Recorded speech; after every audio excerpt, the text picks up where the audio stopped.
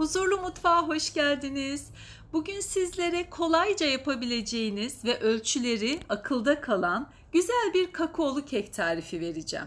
Hani pastanelerden alırız ya, böyle yemeğe doyamayız. Aynı öyle bir kek yapacağız sizlerle. Şimdi yapılışına geçiyorum. Oda ısısında 3 tane yumurtaya klasik su bardağıyla 1 su bardağı toz şeker ilave ettim.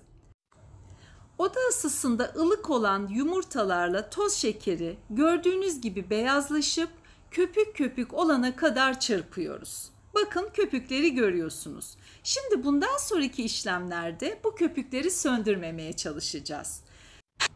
1 su bardağı sıvı yağ koyuyorum. Eğer mikserin düşük devriyle yaparsanız mikserle devam edebilirsiniz. Ama ben şöyle tel çırpıcıyla devam edip nasıl yaptığımı, kıvamı da bir görün istiyorum.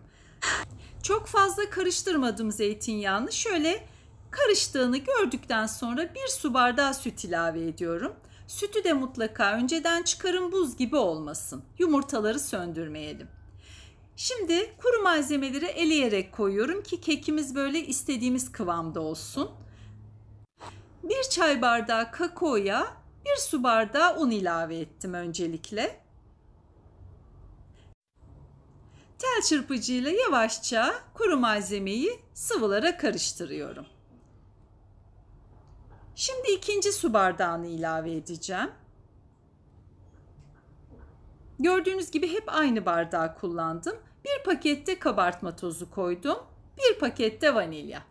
Hepsini birlikte eliyorum. Karıştırıp harca güzelce kuru malzemeleri yediriyorum. Eğer mikserin düşük devriyle yaparsanız karıştırdığınız an, yani artık unları görmediğiniz an bırakın. Çok fazla eğer çırparsanız kek malzemesi sulanır. Kesinlikle istediğiniz kıvamda olmaz, kabarmaz.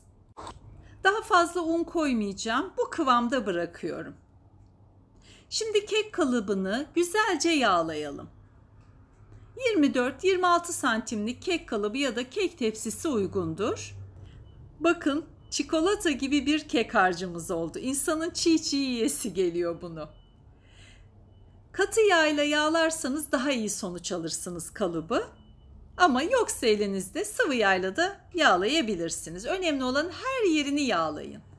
Kek harcını içine boşalttım. Kek gerçekten marketten aldığımız o kapalı kekleri ya da pastaneden aldığımız hazır kekleri hiç aratmıyor. Tam olarak onun lezzetinde ve kıvamında. Muffin tepsisinde eğer pişirirseniz tek tek aynı top kek gibi kekler elde edersiniz.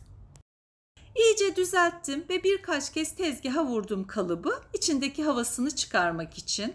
Ben fırını önceden ısıtmıştım. 175 derecede 35-40 dakikada pişti benim kekim. Fırının kapağını 20 dakika hiç açmıyoruz ama 30-35. dakikalarda böyle benim gibi bir çöp şiş ya da kürdan sokarak, bıçak da olabilir, lütfen kontrol edin. Fırının kapağını açtım. Kapadığım fırında 5-6 dakika tuttum. Dışarı çıkarınca, hele oda soğuksa, çok çabuk çökebiliyor. Biraz içeride kalsın. Şimdi artık gördüğünüz gibi çıkardım ve ne kadar kolay şekilde çevirdim. Bakın, henüz sıcak olduğu halde kalıp tertemiz. Çünkü hem kekin kıvamı iyi oldu hem de kalıbı güzel yağladık. Hafif ılındıktan sonra dilimliyorum. Kalıbınıza çok güvenmiyorsanız lütfen iyice soğuduktan sonra çıkarın keki. İçinin dokusuna da bakın şimdi. Buraya kadar izlediyseniz ve beğendiyseniz lütfen beğenmeyi ve bir yorum yazmayı unutmayın. Sade kakaolu kek gerçekten hemen hepimizin kolayca çırpıp pişirebileceği bir kektir. İnşallah siz de denersiniz ve beğenirsiniz. Yorumlara bekliyorum. Kanalımda çok güzel diyet, kek, kurabiye ve pastalar da var. Ama böyle klasik lezzetleri de arada yapmak istiyorum. Bunların da yeri apayrı. Kanalıma abone olursanız çok mutlu olurum. Yanında çıkan bildirim zilini de lütfen tümü diye işaretleyin. O zaman bütün tariflerimden hemen haberdar olabilirsiniz. Size bildirimi gelecektir. Bakın kekin kıvamına, hafif kırıntılı ve tadına doyulmaz lezzette bir kek.